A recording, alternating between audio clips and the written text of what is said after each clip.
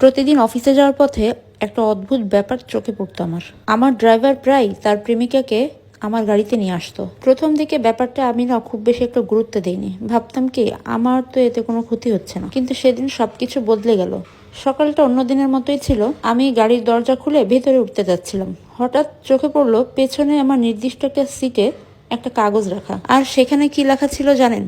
সেখানে লেখা ছিল যে শুধু কুকুরদেরই এই সিটে বসার অনুমতি আছে, অন্যদের ওঠা নিষেধ। এটা দেখার পরে আমার বুকের ভিতরে কেমন যেন মোচড় দিয়ে উঠলো। কাগজটা ছিঁড়ে ফেললাম, চোখে রাগ জ্বলছে। তারপরে ড্রাইভারের দিকে তাকিয়ে বললাম, এর মানে কি? সামনের দিকে বসে থাকা তার যে প্রেমিকাটা হঠাৎ ঘুরে সে আমার দিকে তাকালো। তার চোখে এমন এক বিষাক্ত দৃষ্টি যেন সে আমাকে গিলেই খাবে। সে ঠান্ডা গলায় আমাকে বলল, পড়তে পারো না? প্রতিদিন আমার বয়ফ্রেন্ডের গাড়িতে ওঠো, লজ্জা করে না তোমার? টাকা না থাকলে উবার ডাকো, না হলে বাসায় বসে থাকো। তোমার মতো ফ্রি রাইড নেওয়া মানুষকে আমি সহ্যই করতে পারি না। আমি তো জায়গায় জমে গেছি, মনে হচ্ছে মাথার ভিতরে সব শব্দ থেমে গেছে।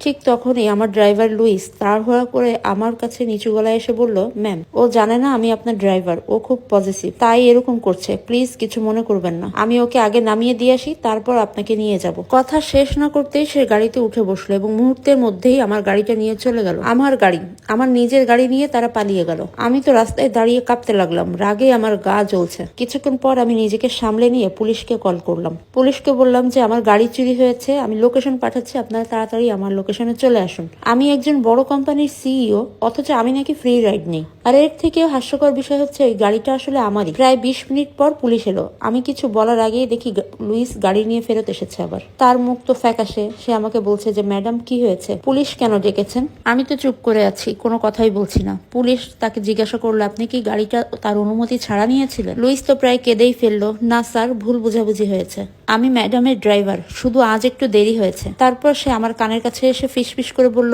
ম্যাডাম, আমার বাবা তো অসুস্থ, এবারের মতো আমার বাবার কথা চিন্তা করে আমাকে মাফ করে দিন। লুইস তো আমার জন্য অনেক বছর কাজ করেছে, তার বাবার কথা মনে পড়তেই মনটা নরম হয়ে গেল। সত্যি লোকটা খুব ভালো মানুষ ছিল, তার অনুরোধেই লুইসকে কাজ দিয়েছিলাম। আমি পুলিশকে বললাম, ঠিক আছে, কোনো মামলা করব না। সেই দিনের পর কিছুদিন সব ঠিকঠাকই চললো, কিন্তু তারপর শুরু হলো আবার সেই দেরি করা অজুহাত। একদিন উইকেন্ডে আমি আমার গ্রামের বাড়িতে যাওয়ার সিদ্ধান্ত নিলাম। লুইসকে ফোন করতেই লুইস বলল, গাড়ি গ্যারেজে, আজ সম্ভব না। আমি তখন আর কিছুই বলিনি, নিজেই চলে গেলাম। কিন্তু বাড়ির সামনে পৌঁছে দেখি আমার গাড়িটা ঠিকই সেখানে দাঁড়ানো। হৃৎপিণ্ডটা যেন আমার থেমে গেল সেখানে। বাড়ির দরজা খুলতে ভেতরে চোখে পড়লো সবকিছু এলোমেলো। আমার দামি সোফাগুলো নোংরা হয়ে আছে, মেঝেতে মদের বোতল, সিগারেটের ছাই, আর মাঝখানে বসে আছে সেই মেয়ে লিজা। তার বান্ধবীদের নিয়ে হাসাহাসি করছে। তার বান্ধবীদের বলতে শুনলাম, তোর বয়ফ্রেন্ড তো দারুণ রে, এত বড় বাড়ির মালিক, কালকে তো শুনবো যে তুই এই বাড়ির মালকিন হয়ে গেছিস। আর ঠিক তখনই লিজা আমাকে দেখতে পেল। সে উঠে এসে এক ছটকায় আমাকে একটা চড় মারলো। তুই এখানে কেন? আমার বয়ফ্রেন্ডকে ফলো করতে এসেছিস? এই চড়ের শব্দে পুরো ঘরটা যেন স্তব্ধ হয়ে গেল। আর আমি দাঁড়িয়ে রইলাম অবাক আর অপমানিত। কিন্তু এবার আর চুপ থাকার মতো মানুষ আমি নই। চড়ের পর মুহূর্তটা যেন থেমে গেল। আমার গালটা জ্বলছিল, কিন্তু তার থেকেও বেশি জ্বলছিল আমার ভেতরটা। আমি ধীরে ধীরে মুখটা ফিরিয়ে লিজার দিকে তাকালাম। এই গল্পের দ্বিতীয় পার্টটা আমি পরের ভিডিওতে শেয়ার করব, কারণ ভিডিও অনেক লং হয়ে যাবে, আপনারা দেখতে চাইবেন না। দ্বিতীয় পার্ট দেখতে আমার পেজ সুমাইতি ব্লগ ফলো দিয়ে রাখবেন। দ্বিতীয় পার্ট চাইলে অবশ্যই একটা লাইক দিয়ে কমেন্ট বক্সে জানিয়ে দিবেন। আজকে এখানে বিদায় নিয়ে নিচ্ছি, সবাই ভালো থাকবেন, আল্লাহ হাফেজ।